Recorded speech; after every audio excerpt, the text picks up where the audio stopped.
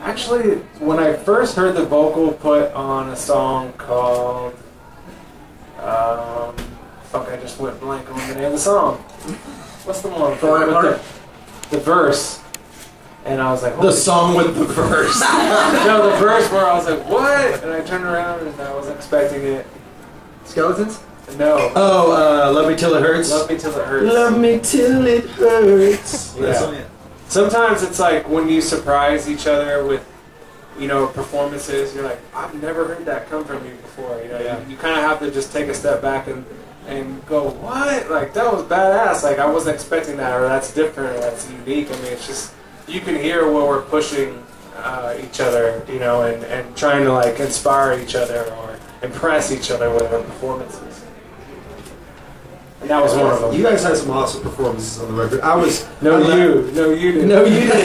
No, I left for a couple weeks in the process of making the record, and I think it was like maybe 10 days in, they sent me 5 tracks of music, and I didn't know what to expect because I wasn't in the studio and I wasn't around the guys, and they sent me these cuts, and I was just like, oh fuck, I cannot wait to start working on these songs. And that's like, as a musician, as an artist, as you know, as a songwriter, you couldn't ask for anything more, you know, than, you know, the other guys you put music with, and they're making music that's just blowing your mind. Like, for me, that was just, that makes what I do in the band a lot easier.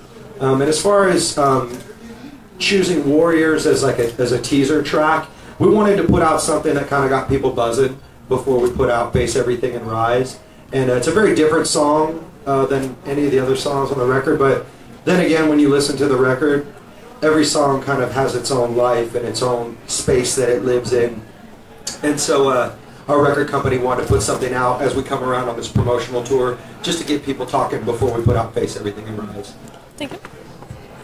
Hi, Amanda from Venice. What's up? Hi. The album talks about fear, despair, addiction, being hurt, and falling apart. What range of emotions do you go through from writing and recording an album like that to the final product? What was it? It's an art, you know what I'm saying? And this music is, you know, it's a reflection of who we are as people. You know, Tobin and Jerry and Tony, I'm very outspoken. And the way that I see these guys really express themselves is through the sounds of the music, and I hear that in the music, and I hear all those things in the music that these guys are creating, and for me that's inspiring. And you know, I'm an open book. You know, if I'm having a good day, you know I'm having a good day, and if I'm not having a good day, you fucking know I'm not having a good day. And I'm just that kind of person. And you know, I've been to hell and back, and some of it to my own, because of my own doing, and I put myself in those compromising positions, but that's just my human experience, you know, and it's what I do with my brokenness that really defines me as who I am as a person now, and walking through my personal pain or my despair or my addiction and getting on the other side of those fears. I've realized that, you know, fear can really put you in a paralyzing position to really stifle your growth as a person. And that's what this record is really about, is facing your fears and walking through those and being completely honest and open, and to a point to where it doesn't always make me look good, you know. It makes me look like, fuck, this guy's fucked up. But that's the reality, you know, is for me, is to just be completely honest about who I am and what I'm going through. And the other element that's in this record that I'm really proud of is there's a sense of hope. And we take, you know, I take my brokenness and use it as an asset to really let people know that, you know, I experience a lot of personal turmoil, but it's like somehow I find a way through this music and through this creativity and through my spirituality to find that light, even if it's in the darkest of places. And I'm just grateful I got, you know, music to just kind of give me that, like, that opportunity to express myself 100%, because I don't know what I'd be doing in my life if I didn't have these guys and if I didn't have Papa Roach. So despite the subjects, do you consider it a positive record? Oh yeah, most definitely. Probably the most positive record to date. So, simple question, why this title Fear? Sorry? Why this title Fear? Oh, why the title Fear? Yeah, sorry. Fear is something that we all face every day, you know, and I face it every day. I wake up with what I call fear of impending doom, and I don't know why. My life is good, but it's like my mind just wants to fucking play tricks on me, and I see how fear plays out in a lot of people's lives around me, and I see how it stifles their growth and how it stifled my growth. I've seen my own father not reach out to me for 15 years for fear of me rejecting him. And I believe that if we face our fears and we walk through those fears with our head held high, no matter what the outcome is, whether you fail or succeed or whatever the outcome is, you realize that, all right, I can't face this fear. It's not going to break me down. And that's a fucked up place to be, is paralyzed in fear. It's not a good place to be. So, you know, today I choose to face everything and rise. You know, it sounds a little cliche, but that's just the reality. You know, it's like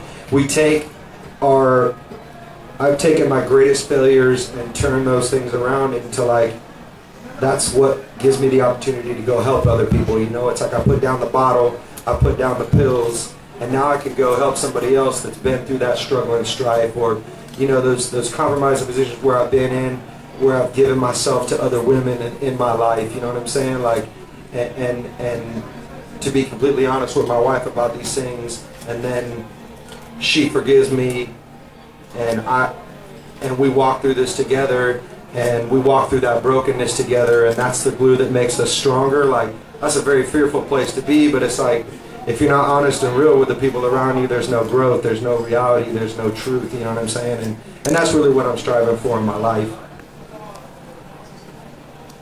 Hi, Alex from Alternative News. I wanted to ask you about your collaboration with Kevin Churko, and he made the production, and it's your first collaboration with him. What did it bring to your ideas and to your general sound of the album? Why did you choose him? Kevin and Kevin Churko have this sound that's very, we keep using the word bombastic. Yeah, bombastic, fantastic.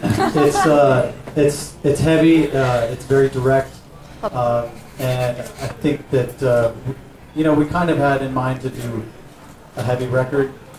Of course, it didn't end up that way, fully heavy, but the sound of it is kind of hitting you in the face. Punchy.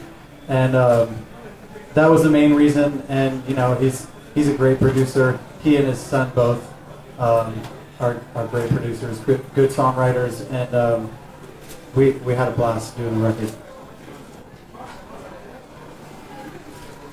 Anybody? I would add to that, you know, working with Kevin was awesome. I think when you're an artist and you get in the studio and, you know, you're about to bear all, like you're just about to like be completely butt naked in front of this person and honest, you know. Not that I was naked in front of him, but you know, just once or twice. Emotionally, yeah, maybe that one night. No, but it's like as I got to know him over the first 4 or 5 days of being in the studio, there was just this level of trust that I built with him that it just made me feel comfortable to, you know, just really expose myself and what I was going through, and he helped draw those things out of me and put those into the record. And we did the first 5 songs with Kevin, and then we moved on to working with his son Kane for the last 7 songs of the album, and that was like a whole nother process for me because I didn't really have that level of trust with him, you know what I'm saying? I'm like, all right, who's this fucking new kid? He's young, he's like 27. I'm like 38. What the fuck does this young kid know about rock and roll that I don't already fucking know? But this kid, he's just got mad talent, sick-ass engineer, and I just had to walk in there with some faith and go, all right, let's just trust the process. Like I kept telling the guys, you know, because it was a little awkward. We went in there with no music, and we're just like, all right, let's fucking write a record.